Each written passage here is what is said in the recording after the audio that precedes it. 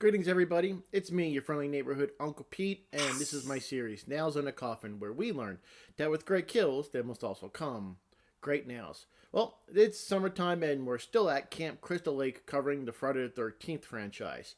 I hope you're all having as much fun as I am. So, here's a quick summary of the average Nails in a Coffin for each of the movies I've covered so far.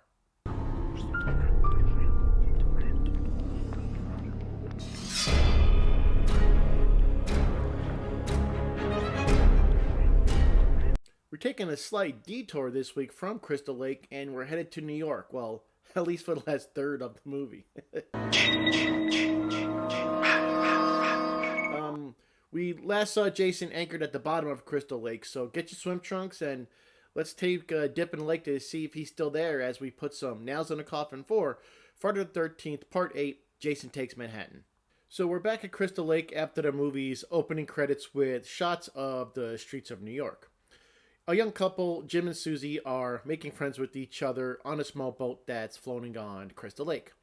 The boat's anchor drags over some power lines that just so happen to be touching Jason's corpse, and he's reanimated again by the way of electricity. Jason makes his way onto the boat, and Jim just so happens to have a replica Jason mask with him, so that's very convenient. Okay, mine's still there. Jim and Susie are in bed together till Jason shows up and shoots a harpoon at them, missing Susie's head by just like an inch, and it shoots into the wall. Susie jumps out of the window while Jim stays on the bed just looking at Jason, kind of just frozen, and Jason walks up to him and stabs him in the gut with the harpoon gun, killing him. For the first kill in Jason Takes Manhattan, Jim earns himself one nail in the coffin. He could have at least tried to jump out the window with Susie, but he just stayed there staring at Jason. He didn't even try anything. He didn't try and get up. He didn't try and yell, climb out the window. He just kind of stayed there and watched Jason walk up to him and impale him in the gut with the harpoon gun. So lots of stupid decisions are going to get you one nail, and Jim gets the first one nail in the coffin for this video. Susie's death is right after Jim's. After she jumps out of the window, she hides in this small little compartment on the forecastle of the boat. Jason finds her easily. He opens the door, sees her cowering there, and he kills her with the harpoon by plunging it into her chest.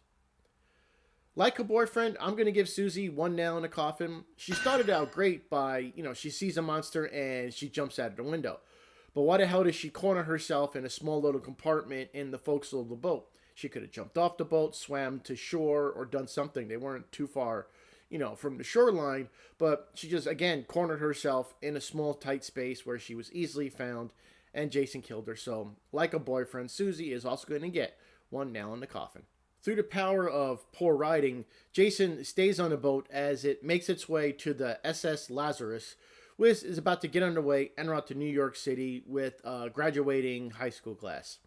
Jason sneaks on board the Lazarus where he starts to slaughter this graduating class of Lakeview High. Jason's first kill on the Lazarus is rocker JJ. She's down in the boiler room shredding on a guitar because the acoustics were good down there. Well, she sees Jason walk up behind her and she runs down one level because she sees this giant monster walking towards her.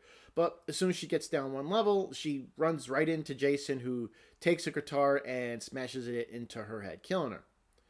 I'm going to give this young rocker, JJ, two nails in a coffin. And I guess this is the movie where Jason learns his teleporting skills because it's really poor writing. Because he just appeared right in front of her when she ran down one level. So she wasn't given much of a chance. She did see something she didn't like. She ran away. But because of Jason's new powers, I guess, she runs right into him and is killed. So I'm going to give her two nails in the coffin. Young boxer David dies next. He's relaxing in the sauna with the towel over his face. Jason creeps into his room, but David thinks it's actually Julius, his sparring partner. Jason picks up one of the hot rocks and plunges it into David's stomach in what must have been a very, very painful death. And you could probably see, guess where I'm going to go with this one. I'm going to give this young boxer also two nails in a coffin. He didn't even see who killed him. He had a towel on his face and he thought it was his buddy Julius. So before he even knew what hit him, he had a hot rock plunge into his stomach. Wasn't given much of a chance. So when that occurs, we're going to give that victim two nails in the coffin. Resident bitch Tamara is next up. She was in the bathroom and she looked outside the door and saw Jason. She's not really sure, who she's looking at or what she sees. So while she's standing next to the door, Jason breaks through the door and Tamara goes flying, hitting her head really hard on the mirror. And then she's cowering on the floor. Jason punches the mirror, breaks it, picks up one of the shards of glass, and stabs her to death, killing her. I had to think about this one for a second. I watched a few times and I decided on giving Tamara 2 nails in a coffin. She was terrified and she did hit her head on the mirror, so she was probably a little disorientated. Maybe she could have tried to get up and run away. I was close to giving her 1 nail in a coffin, but I think she just barely earned herself 2 nails in a coffin because she did hit her head hard, so I'll give some leeway for that. But let me know what you think. Would you have given Tamara 1 nail in a coffin or 2 nails in a coffin? Jason's next victim is Chief Engineer Jim Carlson. He's up in a pilot house and he just relieved Admiral on the helm. He doesn't notice that Jason is up in a pilot house. Well, Jason sneaks up behind him and impales him with the harpoon. This old Master Chief is going to give Chief Carlson 2 nails in a coffin. He was supposed to have his eyes on what was out in front of him, looking out on the ocean like you're supposed to do when driving a ship, which I have done while I was in the Navy, and I mentioned in my horror movie superlatives series that I am a retired Master Chief Petty Officer. That's why I wanted to put this cover on for this kill.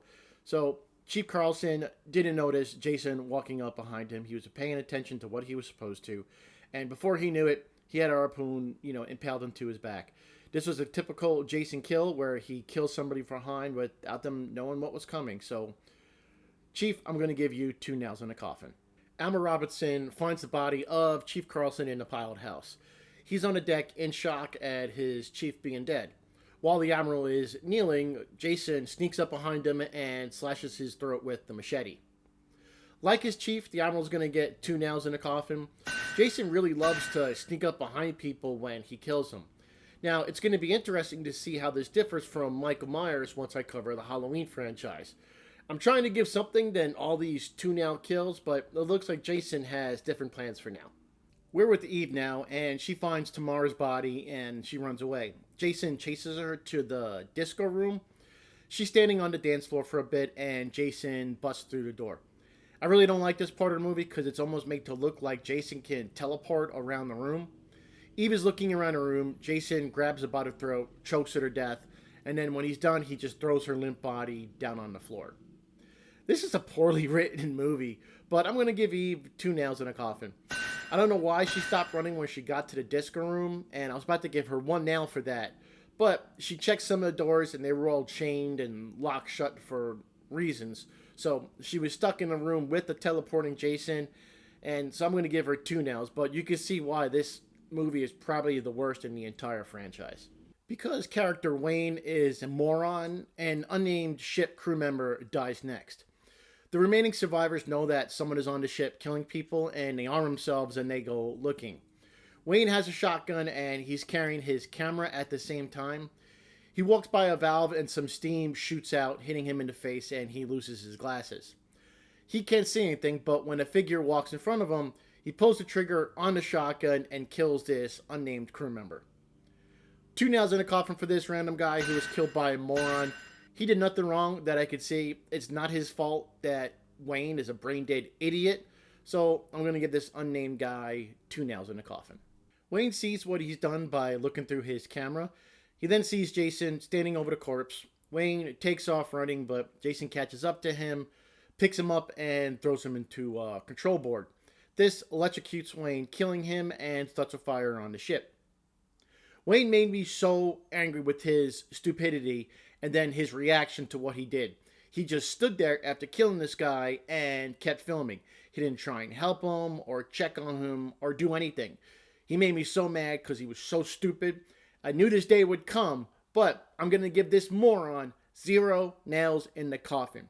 He must be the dumbest character in this franchise so far. I'm happy he died in this movie. I don't even want to talk about this idiot anymore. Wayne, you get 0 nails in the coffin. Miles is next up on the chopping block.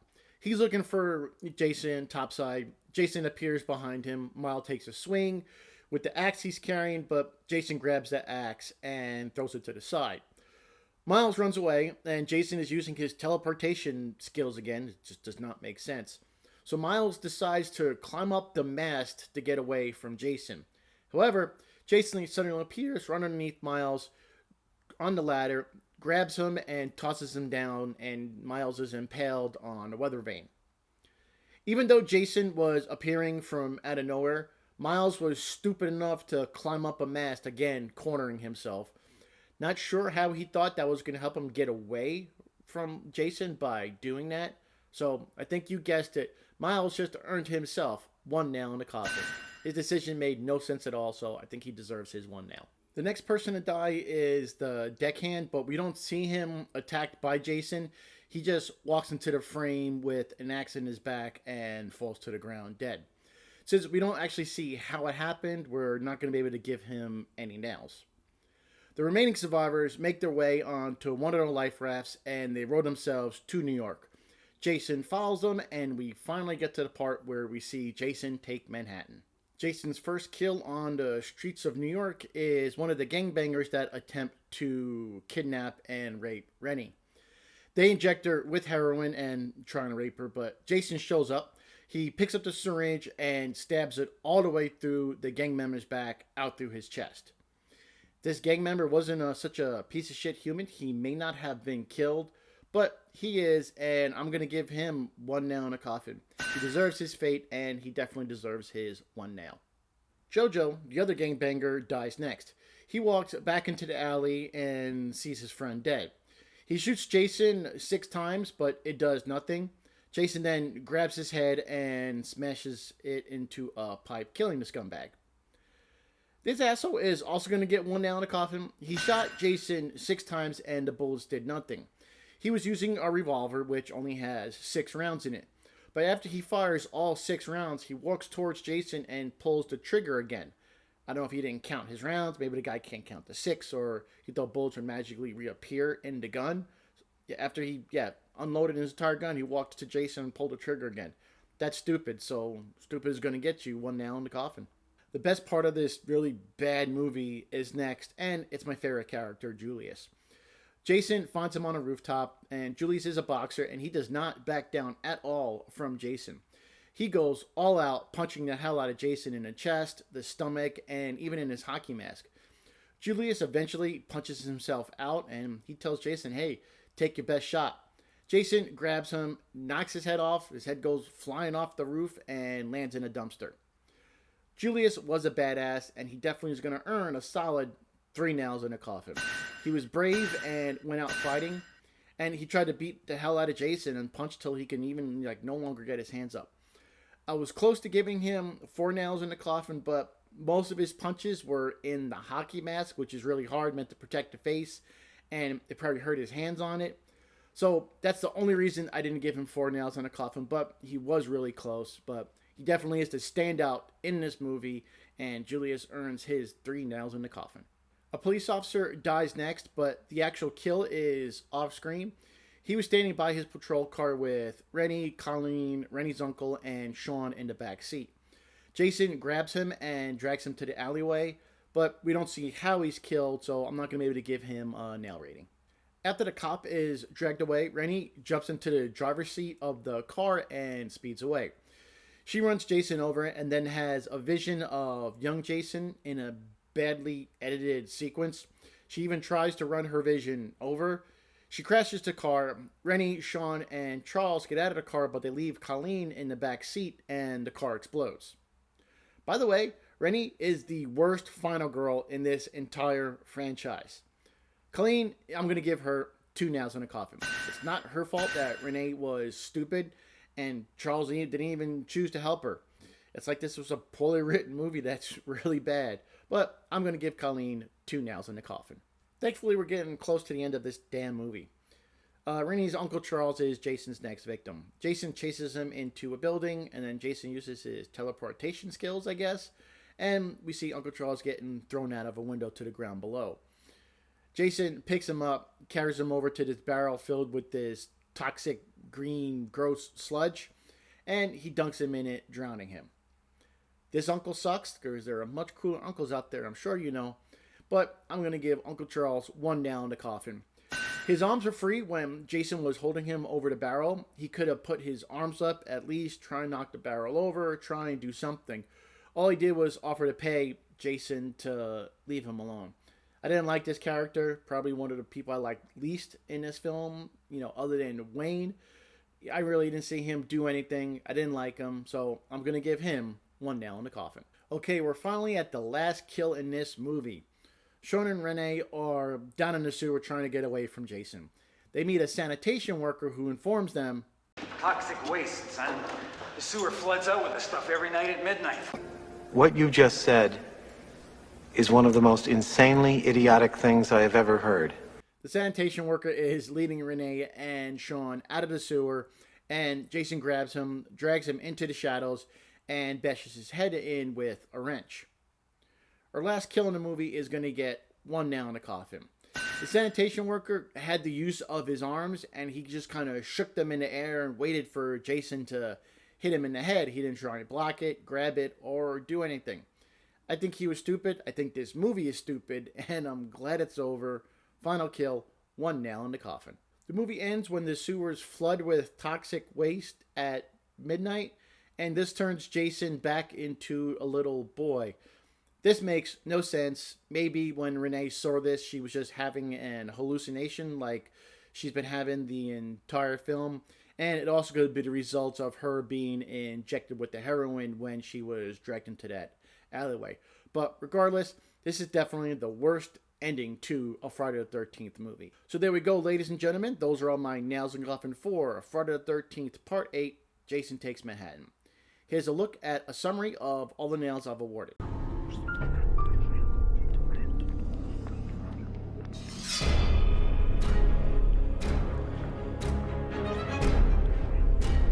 Here's a summary of the average nails in a coffin for the first 8 movies that I've covered.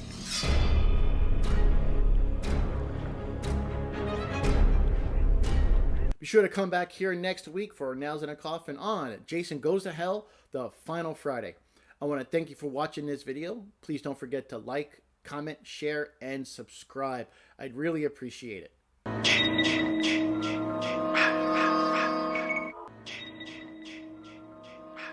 Okay, so it looks like I have a week. I am your friendly neighborhood Uncle Pete, and remember, with great kills, there must also come great nails.